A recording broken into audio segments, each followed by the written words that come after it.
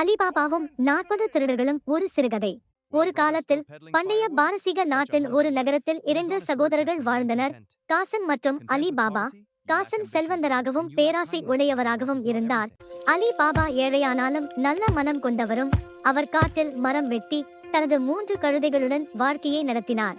ஒரு நாள் மரம் சேகரிக்கும் போது அலி பாபா 40 குதிரையோட்டிகளை கண்டார்.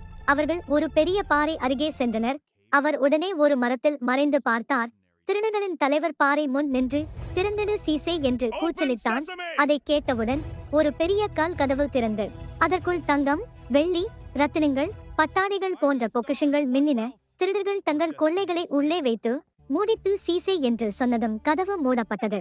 அவர்கள் சென்றபின் அலி பாபா அருகே சென்று மெதுவாக திறந்திடு சீசே என்று சொன்னார். கதவு திறந்தது. அவர் தங்க நாணயங்களை எடுத்துக்கொண்டு வீட்டுக்கு விரைந்து சென்றார். அனைத்தையும் தனது மனைவியிடம் கூறினார். அவர்கள் ரகசியமாக செல்வந்தர்களானார்கள். அலி பாபாவின் திடீர் செல்வத்தை பார்த்த காசிம் பொறாமைப்பட்டார். அவர் ரகசியத்தை கேட்டு தெரிந்து கொண்டு குகைக்கு சென்றார். ஆனால் பேராசையால் பல பைகள் நிரப்பிய பின் வெளியே வர வேண்டிய மந்திர வார்த்தையை மறந்துவிட்டார். அதனால் கதவு திறக்கவில்லை. திருடர்கள் திரும்பி வந்து காசிம் பிடிபட்டு கொல்லப்பட்டார். அவரது உடலை துண்டுகளாக வெட்டி குகை வாயிலில் எச்சரிக்கையாக வைத்தனர். காசிம் திரும்பாததால் அலி பாபா குகைக்கு சென்று அவரது உடலை கண்டார். அவர் புத்திசாலியான வேலைக்காரி மோர்ஜியானாவின் உதவியுடன் அதை ரகசியமாக வீட்டிற்கு கொண்டு வந்து அவருக்கு மரியாதையான அடக்கம் செய்தார். திருடர்கள் யாரோ தங்கள் ரகசியத்தை அறிந்திருக்கிறார்கள் என்று உணர்ந்தனர். அவர்கள் 2 பேரை நகரத்துக்கு அனுப்பினர். ஆனால் மோர்ஜியானா மிகவும் புத்திசாலி. அவள் எல்லா வீடுகளிலும் ஒரே மாதிரி அடையாளம் போட்டதால் திருடர்கள் அலி பாபாவின் வீட்டை கண்டுபிடிக்க முடியவில்லை. அவர்களின் திட்டம் தோல்வியடைந்தது. கோபமடைந்த திருடர்களின் தலைவர் வணிகர் வேடத்தில் நகரத்துக்கு வந்தான். அவன் 40 குடங்களை கொண்டு வந்தான். 39 குடங்களில் திருடர்கள் மறைந்து இருந்தனர். ஒரு குடத்தில் மட்டும் எண்ணெய் இருந்தது.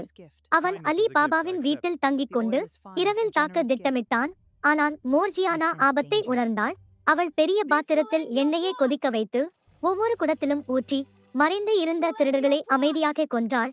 பின்னர் அவள் நடனக்காரியாக வேடமிட்டு சரியான நேரத்தில் தலைவனை குத்திக் கொன்றாள். அடுத்த நாள் அலி பாபா எல்லா திருடர்களும் இறந்துவிட்டதை அறிந்தார். மோர்ஜியானா தனது குடும்பத்தை காப்பாற்றியதற்கு நன்றி கூறி அவளை விடுதலை செய்து பின்னர் தனது மகனுடன் திருமணம் செய்து வைத்தார். அலி பாபா கடைசியாக குகைக்கு சென்று தேவையானதை மட்டும் எடுத்துக்கொண்டு மீதமுள்ள வாழ்க்கையை மகிழ்ச்சியாகவும் உதவியாகவும் வாழ்ந்தார். அந்த மந்திர குகை ரகசியமாகவே இருந்தது. திருடர்கள் இனி ஒருபோதும் திரும்பி வரவில்லை. கதையின் நெறி பேராசை அழிவை தரும், புத்திசாலித்தனம் மற்றும் நேர்மை வெற்றியை தரும்.